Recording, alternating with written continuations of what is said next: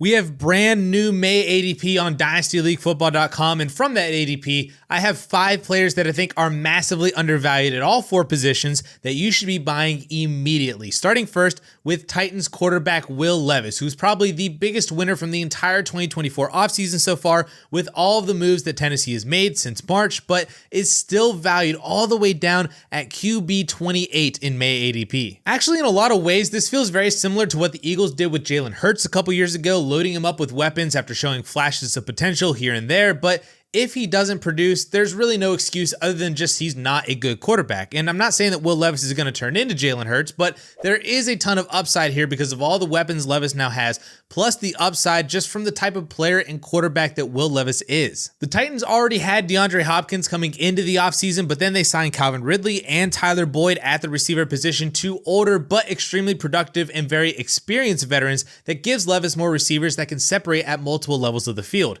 And even though they lost Derrick Henry, they signed Tony Pollard to add to Tyjae Spears, both of whom can be very dangerous receivers out of the backfield as well, and can be competent runners to add a quality rush attack to this offense as well. And then let's not forget perhaps the most important addition to the Titans offense this year, the hiring of new head coach Brian Callahan from the Cincinnati Bengals and offensive coordinator Nick Holtz from the Jacksonville Jaguars. Callahan's experience as the Bengals offensive coordinator since 2019 is extremely important here, as his offenses have ranked top 12 in passing yards in each of the past 3 seasons with Joe Burrow and that receiving core. You also look at Holtz's resume, who doesn't have all the experience as Callahan, but has been the passing game coordinator with the Jacksonville Jaguars last year. Again, another offense that was 8th overall in 2023 in passing yards per game. So between both of these new coaches' offensive resumes, plus all the moves that they made in the offseason of allowing Derrick Henry to walk, plus signing all these receivers, there's only really one logical goal for the Tennessee Titans this year: throw the ball more, which is the complete opposite of what the Titans offensive philosophy has been since like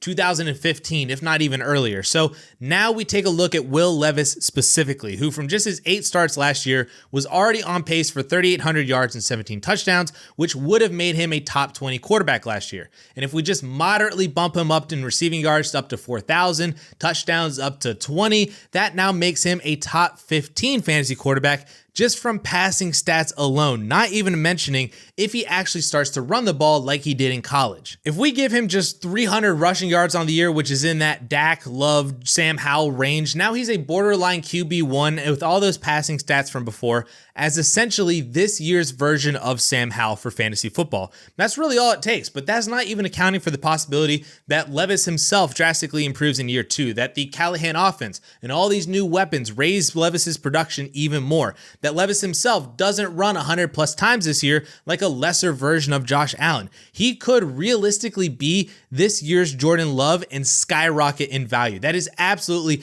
best case scenario and in his range of outcomes, with worst case scenario being maybe you get like a QB 20-ish season and he's still a starter in 2025, but his job is really in jeopardy after that. But at least you're paying QB3 prices for a fair QB2 with QB1 upside for 2 years before he becomes like Justin Fields or something like that. In Superflex leagues, if you can pay less than a first round pick, I am all in. Even honestly, a late first round pick this year, like the 111, 112, where you get Will Levis instead of Bo Nix or Keon Coleman or Ladd McConkey, I am 100% in on those prices too. Someone in the DLF Trade Finder was actually able to flip Drake May for Will Levis and Drake London. I love that deal as well. Someone else traded the 108 for Will Levis and a 2025 first. Love that deal too. So there are options here to roll the dice on Will Levis as a potential breakout in 2024, with the worst case scenario being you basically just got what you paid for as your team's QB3 that you can stream during bye weeks or injuries. Now moving over to the wide receiver position, I am still shocked to see George Pickens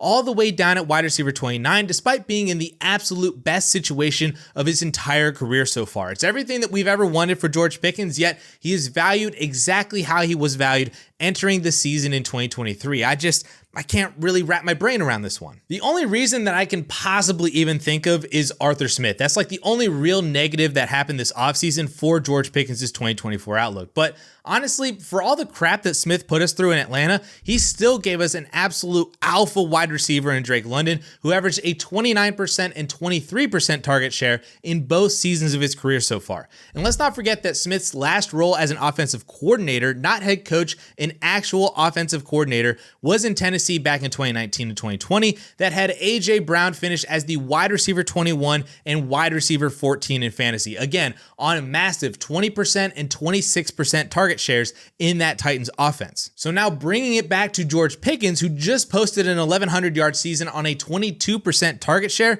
he now has to compete with who? Roman Wilson, Van Jefferson, Calvin Austin, Pat Freiermuth? I mean, how does Pickens not see, at minimum, a 25% target share in this offense? Even if Pittsburgh throws the ball 500 times again like they did last year, a 25% target share puts Pickens at 125 targets, 20 more than he had last year. If Pittsburgh throws 530 times like Atlanta did last year, that's over 130 targets for George Pickens on the season. And with that kind of target total, for the type of player that George Pickens is, he could realistically have like a Nico Collins type of season at wide receiver 11, a Mike Evans type of season at wide receiver 7, or a DJ Moore type of season at wide receiver 6. Those are all in his range of outcomes this year.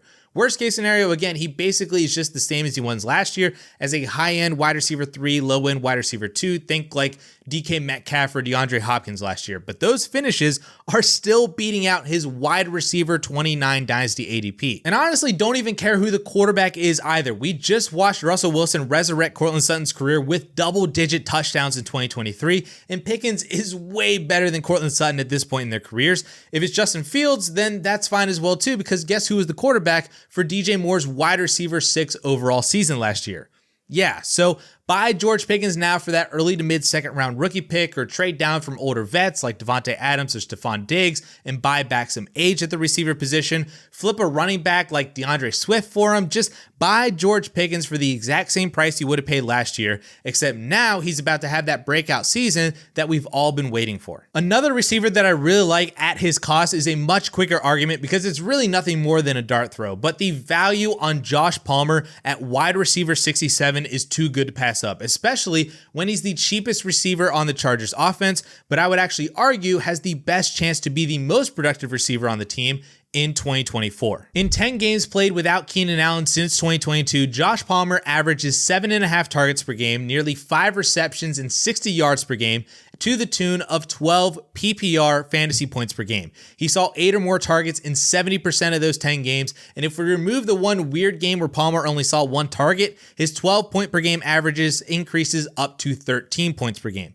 We can even go one step further and look at the 5 games where Palmer played without Keenan Allen and Mike Williams, and in those 5 games, he averages 8 targets, 5 receptions, 70 yards, and 13.5 PPR fantasy points per game. He only saw less than 8 targets once in those 5 games and produced 2 games with over 100 yards and 18 or more fantasy points. So now we fast forward to 2024. We have no Keenan Allen. We have no Mike Williams. We have no Austin Eckler. We have no Gerald Everett. And Palmer's only competition is a rookie face planter in Quentin Johnston and then second round rookie pick Ladd McConkey, who I have very adamantly been out on as a rookie since the beginning of draft season this year. But even if you're in on Ladd McConkey, he's not going to get all the targets, right? I mean, some of them have to go to somebody else, and that someone else is probably Josh Palmer. And again, I'm not calling for some crazy breakout season for Palmer like he's this year's version of Nico Collins or whatever, but he could just be like Cowboys Brandon Cooks. He could be Christian Kirk, Arizona Cardinals Hollywood Brown. Maybe he's a super cheap version of like Christian Watson. Or remember that half of a season we got last year from Kendrick Bourne on the Patriots? That could be Josh Palmer. All of those guys were top 50 overall in points per game, which I know doesn't sound super inspiring, but a depth wide receiver 6 or 7 on your roster who's putting up wide receiver 3, wide receiver 4 weeks. Why wouldn't you want that on your roster for the low price of like a random 3rd round pick or a throw-in in your next trade? Why not just take the cheapest shot on a potential team wide receiver 1 in 2024 and then just see what happens? Moving over to the running back position, this one is specifically for you contending teams out there because you're always looking for a cheap, productive running back. So take a look at Aaron Jones, the new starting running back for the Minnesota Vikings. And yes, I am projecting him to be more of a workhorse for Minnesota, and I'm not super concerned about without Ty Chandler stealing away any touches. In 13 games played last year, Alexander Mattison was on pace for nearly 1,100 total yards and 4 touchdowns on over 250 touches. That's under 4 yards per carry and just 6.5 yards per reception. He was horribly inefficient and just could not find the end zone at all, but in this Vikings offense, that's what Alexander Mattison was able to do in the lead role in 2023. And guess what? Aaron Jones, 29-year-old Aaron Jones, is a way better running back than Alexander Mattison has ever been in his entire life. Even last year, in and out of the lineup with injuries, playing just 60% of the snaps in just 1 game in 11 games, Jones was still on pace for nearly 1,500 total yards and 5 touchdowns on 265 touches, including ending the season on a 5-game streak of 100-yard games from Week 16 through the Packers' loss in the second round of the playoffs. So now you plug Jones into a very different Vikings offense than last year with a new rookie quarterback who's only really ever played in a run-first offense. TJ Hawkinson probably isn't going to see the field until late October, if not even November, as he recovers from his ACL injury. So all of a sudden, this Vikings offense is going to have to go through Justin Jefferson, of course, Jordan Addison, and Aaron Jones. This is a highly valuable role that Jones has found himself in for fantasy football, and he has the potential to be a fantasy RB1 if he can stay healthy, and you can get him for RB32 prices in DLF ADP. As a contender, you should be willing to move multiple second-round picks. Maybe you can get it done for a future second and a third. Trade away some of those younger depth receivers that you've been holding out hope for, like Jameson Williams, Jahan Dotson, Jerry Jeudy, Quentin Johnston. Add a third with one of them to get the deal done as well too if you need to. Every contender needs more running backs, especially ones that are super cheap but still very productive, and that's exactly what Aaron Jones is in 2024. And lastly, if you need an every week starter at the tight end position, take a look at Jake Ferguson as the tight end 12 in May DLF ADP, despite finishing as a top 10 tight end in both total points and points per game in 2023. I'm not going to lie, the Cowboys offseason has been super strange this year, but it's actually been a massive W for all the pass catching options behind CeeDee Lamb because they didn't add anyone despite losing Michael Gallup and Tony Ballard, who both combined for nearly 130 vacated targets. So for a player like Jake Ferguson, who was already one of 7 tight ends last year, to see 100 plus targets, I don't think it's unlikely for him to see closer to 120 or even more like a Sam Laporta, a David Njoku, a TJ Hawkinson did in 2024. And with that raw increase in total targets based on what Ferguson already did last year, we could be looking at a tight end with 80 plus receptions, 900 plus yards, 6 or 7 touchdowns. That is effectively what David Njoku did last year as the tight end 5 overall, and any more production on top of that, and he'd enter the TJ Hawkinson, Travis Kelce range as a top 4 tight end. Or again, just worst case scenario, feels like he's just going to repeat what he did last year as the second option in the receiving game. He's going to catch 70 passes, 750 yards, handful of touchdowns, and be just a quality every week starter as a top 10 guy at the position that you just bought at tight end 12 prices. So instead of drafting a rookie tight end this year like Ben Sinnott or Jatavion Sanders, take that pick and add another pick to it to just go get Jake Ferguson. Or again, move away from any of those depth wide receivers that you're never actually going to start this year, or even a running back like Jalen Warren or Zach Charbonnet or one of the Bengals guys, and just get an every week starter in your lineup that you can just set and forget with Jake Ferguson. But depending on if you're contending or rebuilding, Justin dropped an additional handful of players to go out and buy depending on your team's direction, which you guys can check out right over here.